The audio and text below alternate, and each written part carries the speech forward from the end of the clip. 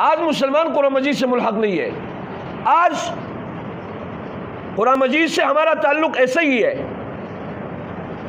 اور لوگوں کے احسانات ہم لیے پھر رہے ہیں. جو شخص چاند پر گیا وہ ہمیں بتاتا ہے کہ بھائی چاند میں دراڑ ہے. مسلمان سائنسدان اور مسلمان وہ جو سائنس و ٹیکنالوجی سے متاثر لوگ ہیں وہ کہتے ہیں بڑا احسان کر لیا ہمارے اوپر. حالانکہ وہ شخص جب واپس آتا ہے چاند کی دراڑ پر جب وہ جانچ پڑتال کرتا ہے اس کو کہیں پر نہیں ملتا ہے کہ یہ دراڑ کہاں سے آیا. پھر قرآن مجید کا مطالعہ کرتا ہے.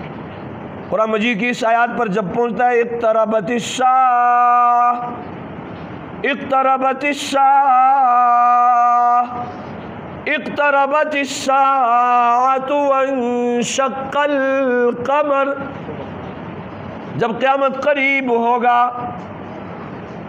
اب اس آیات کے ذیل میں عبداللہ بن مسعود رضی اللہ تعالیٰ عنہ نے ایک روایت نقل کی ہے.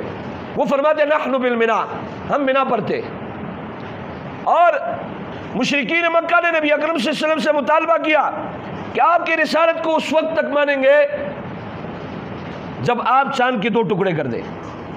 نبی اکرم صلی اللہ علیہ وسلم نے شہادت کی انگلی سے چاند کی طرف اشارہ کیا ہے اور چاند کے 2 ٹکڑے ہوئے ہیں اور فرماتے ہیں ایک ٹکڑا جبل ابی قبیس پر گیا، دوسرا ٹکڑا جبل ابی قنقاع پر گیا ہے.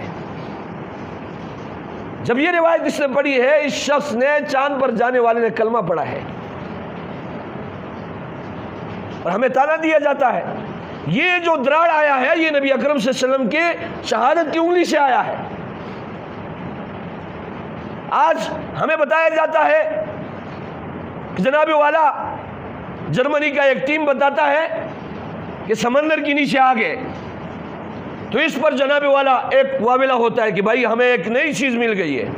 حالانکہ 1400 سال پہلے جاؤ نبی اکرم صلی اللہ علیہ وآلہ وسلم فرما رہے لا ترکبوا البحر الا حاجا او غازیا، کہہ رہے سمندر پر سفر مت کرو مگر 2 حالت میں، جب آپ حج کے لیے جائے یا پھر جہاد کے لیے جائے.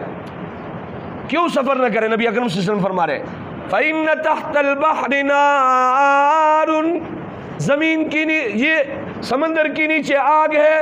سائنسدان آگے نہیں بتا رہے، میرا نبی بتا رہے وَتَحْتَ النَّارِ مَاءٌ، پھر اس آگ کے نیچے دوبارہ پانی ہے. ہمیں کہا جا رہا ہے 1400 سال پہلے کی بات مت کرو. تو میں آپ کو بتا دوں ہمارے ساتھ وہی ہوا ہے. ہم نبی اکرم صلی اللہ علیہ وسلم کی سیرت کو پڑھے، ہم نبی پاک صلی اللہ علیہ وآلہ وسلم پر نازل شدہ کلام کی طرف جائے، ہم قرآن مجید کی تشریح اور تفاصیل پڑھے. یہ سارے نبی اکرم صلی اللہ علیہ وآلہ وسلم بتا چکے ہیں.